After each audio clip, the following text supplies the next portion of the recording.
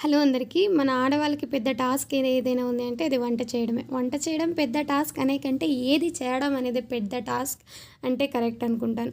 ఎందుకంటే మార్నింగ్ లేవగానే ఏం చేయాలి, మధ్యాహ్నం నైట్‌కి ఏం చేయాలి అనేది ఆలోచిస్తూ ఉంటాం. నాలా కొంతమంది నిన్న నైటే డిసైడ్ అయ్యుంటారు మార్నింగ్ ఏం చేయాలి అనేది. బట్ మార్నింగ్ లేవగానే దాన్ని పిల్లల టెన్షన్, ఆ టెన్షన్, ఈ టెన్షన్‌లో మర్చిపోయి ఉంటాం.